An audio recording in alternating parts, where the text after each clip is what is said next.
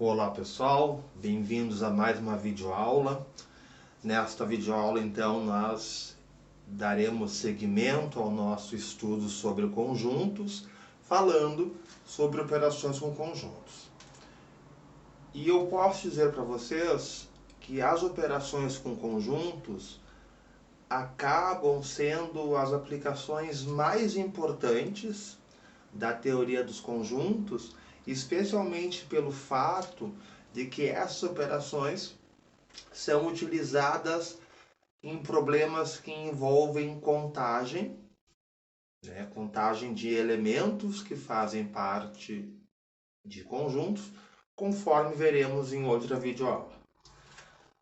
Nesta videoaula, então, nós vamos abordar as operações com conjuntos, dando ênfase para três operações especiais. Tá? A união de conjuntos, a interseção de conjuntos, que nós podemos também chamar de intersecção, e a diferença de conjuntos. Então, já voltamos falando de cada uma delas separadamente. Então, estamos de volta e vamos começar falando então da união de dois conjuntos, certo? Primeiro, nós temos aqui a simbologia de união, que seria se U, e nós lemos essa escrita como sendo A união com B. Além disso, nós vamos partir de alguns exemplos, e vamos então proceder na união dos conjuntos apresentados nestes exemplos.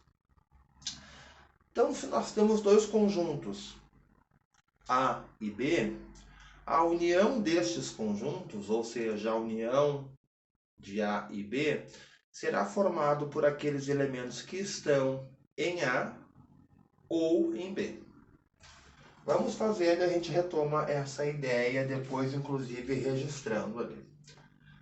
Certo? Então, a união com B será formado por todo mundo que está ou em A ou em B. E reparem que nós temos alguns elementos que se repetem, como por exemplo o elemento 1, o elemento 3. Na verdade, nós temos o mesmo elemento apresentado em dois conjuntos distintos. Então, ao fazermos a união, a gente vai apresentar o elemento uma única vez. Então, aqui, neste conjunto que nós estamos formando, todo mundo que estiver em A ou em B estará no nosso resultado. Então, a gente vai ter 0, 1, 2, 3, 4, 5 e 7. Tá? Então, estes elementos que estão aparecendo para nós é porque antes eles apareciam, eles pertenciam ou ao conjunto A ou ao conjunto B. Vamos fazer o próximo aqui. A união com B, então nós vamos ter o 0, escrevemos somente uma vez, não precisa repetir o elemento. O 1, o 2, o 3 e o 4. E percebam que neste caso, a união com B resultou no próprio conjunto B. Isto ocorreu justamente pelo fato de que o conjunto A é um subconjunto de B, certo?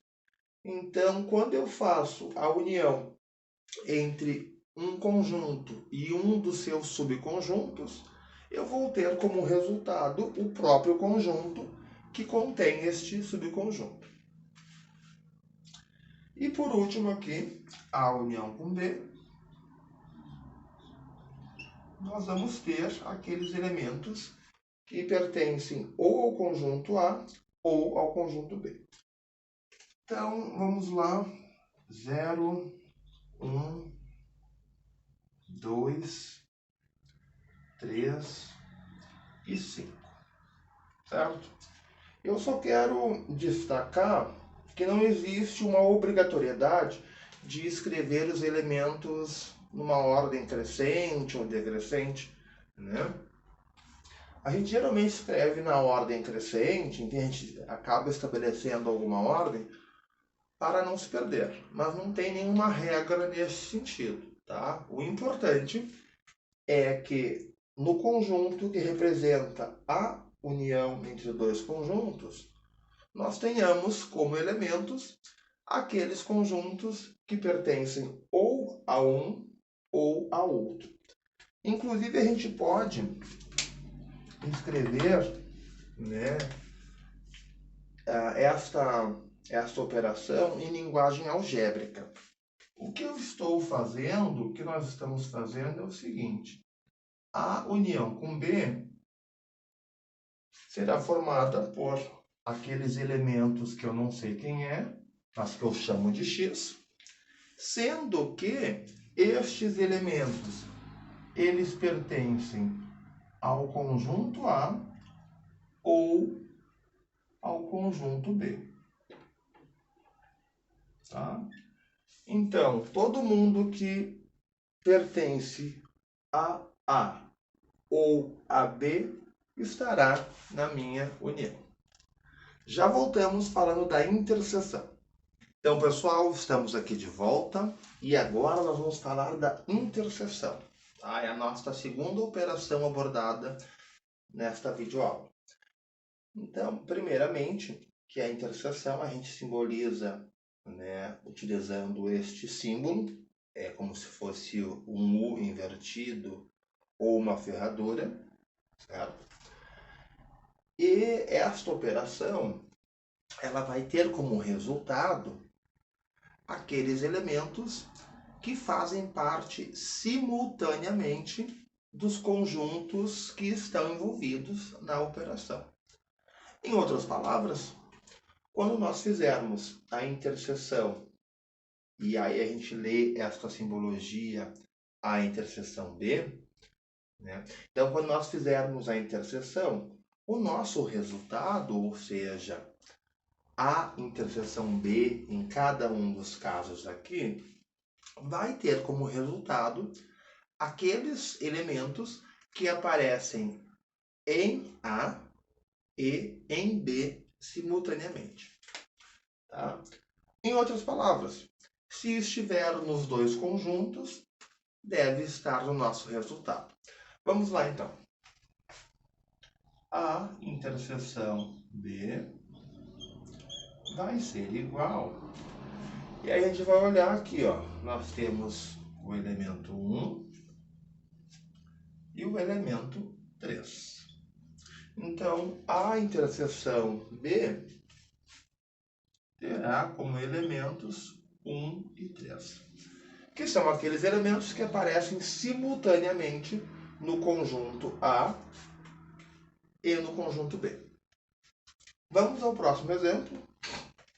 Então, nós vamos fazer a interseção B. E aí vamos olhar aqui, né, quais são os elementos que estão simultaneamente nos dois conjuntos. O 0, o 1 e o 2. Tá? Então, a interseção B terá como resultado 0, 1 e 2. E aí eu chamo a atenção de vocês para o fato de que a interseção B resultou no próprio A. Isto porque o A é um subconjunto de B, certo? Então, quando eu faço a interseção entre um conjunto e um dos seus subconjuntos, eu tenho como resultado esse próprio conjunto, que é algo diferente do que aconteceu na união, se vocês estão lembrados. Por último, nós temos aqui o terceiro exemplo, né, com o conjunto A e com o conjunto B, e percebam que eles não apresentam elementos em comum, certo? Então, a interseção B vai resultar num conjunto vazio, né? Visto que não existe nenhum elemento que pertença simultaneamente ao conjunto A e ao conjunto B. E quando isso ocorre, nós dizemos que os conjuntos A e B são chamados disjuntos, tá? Então, conjuntos disjuntos são aqueles conjuntos cuja interseção é um conjunto vazio. Algebricamente, né, em linguagem matemática, em linguagem simbólica, a gente pode escrever que a interseção entre os dois conjuntos A e B resulta, né, em elementos que eu chamo de X, sendo que cada um destes elementos pertence, vejam bem, pertence simultaneamente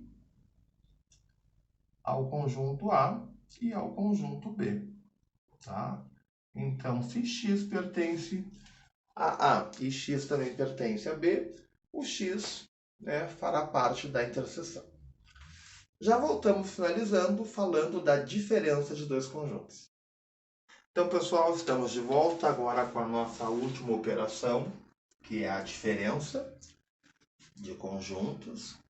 E eu já chamo a atenção para um detalhe, né, que é o fato de que a diferença entre A e B, ou a diferença entre B e A, não é comutativa, ou seja, se nós alterarmos a ordem dos conjuntos, nós vamos ter resultados diferentes. Tá? Isso é uma coisa que a gente tem que perceber, porque isso não ocorre com a união e nem ocorre com a interseção. Então vamos lá, né? Vamos então aos exemplos. Então nós temos no exemplo 1 este conjunto A e este conjunto B. Então, ao fazermos A menos B, tá, o nosso conjunto resultante vai ter todos aqueles elementos que o A tem, mas que o B não tem. Percebam? Aquilo que o A tem e que o B não tem. Então vamos lá. A gente pode olhar um a um, né? O A tem 0, o B não tem 0. Então, o 0 é um elemento que o A tem a mais em relação ao B. O A tem 1, o B tem 1 também, então o 1 não faz parte desta diferença. O A tem 2 e o B não tem 2. Então, quer dizer que o 2 é algo que o A tem a mais. O A tem 3 e B também tem 3, então o 3 não é algo que o A tem a mais. O A tem 4 e o B não tem 4. Então, o 4 entra na diferença. E acabou, porque nós já olhamos todos os elementos de A, tá? Então, na nossa diferença, está todos aqueles elementos que pertencem a A, mas não pertencem a B. Essa que é a ideia. E aí, agora nós temos aqui os mesmos conjuntos, nós vamos inverter a ordem. Ao invés de fazermos A menos B, faremos B menos A. E vamos observar que chegaremos num outro resultado. Porque agora, neste conjunto que nós estamos construindo, nós teremos os elementos que o B tem, mas que o A não tem. Então, vamos olhar para o B. O B tem 1, o A também tem 1. Então, o elemento 1 não é alguma coisa que o B tenha mais. O B tem 3 e o A também tem 3. Então, o 3 também não é alguma coisa que o B tenha mais. O B tem 5 e o A não tem 5. Então, o 5 é alguma coisa que o B tenha a mais. e o B tem o 7 e o A não tem o 7. Então, o 7 é alguma coisa que o B tem a mais. A gente pode parar e pensar um pouquinho e comparar a diferença à subtração. Quando eu faço, por exemplo, 8 menos 5, eu tenho como resultado 3. Tá? E 3 unidades é aquilo que o 8 tem a mais em relação ao 5. Né? Então, é aquilo que o primeiro tem a mais. Beleza, vamos seguir. Vamos fazer agora, aqui, né, nós temos um conjunto A e um conjunto B. Então, vamos fazer A menos B. Tá? Então, o A tem 0, o B não tem 0. Então, o 0 entra na nossa diferença. O A tem 1, o B não tem 1. Então, o 1 também entra. Certo? O A tem 2, o B também tem. Então, o 2 não é algo que o A tenha a mais. O A tem 3 e o B também tem 3. Então, o 3 não entra, né? E, por fim, o A tem 4 e o B não tem 4. Então, o 4 é alguma coisa que o A tem a mais em relação ao B. Então, está aqui a nossa diferença. Tá? Só eu quero chamar a atenção de vocês para o fato de que o B ele é um subconjunto de A. Se nós olharmos para os elementos de B, nós vamos perceber que eles também pertencem ao conjunto A. Tá? Então, na verdade, quando eu faço esta diferença que envolve um conjunto e um dos seus subconjuntos, ou em outras palavras, quando eu faço, né, A menos B, sendo que B é um subconjunto de A, essa diferença ela recebe um nome especial, chamado de complementar de B em relação a A. Complementar de B em relação a A. Porque, na verdade, estes elementos aqui, ó, seriam os elementos que o B teria que ter para ficar igual ao conjunto A. Então, em outras palavras, estes elementos, eles complementam o B, deixando o B igual ao conjunto A. Tá? Mas a gente só fala em complementar na situação, né, que nós temos um conjunto e um dos seus subconjuntos. Certo? E finalizando, a gente pode representar algebricamente, né, ou utilizando símbolos matemáticos, que A menos B vai ter como resultado elementos x, sendo que estes elementos são aqueles que pertencem ao conjunto A e, porém, não pertencem ao conjunto B. Tá? Então, aqueles elementos que fazem parte do primeiro conjunto que está informado, mas não faz parte do segundo. É isso aí, até uma próxima.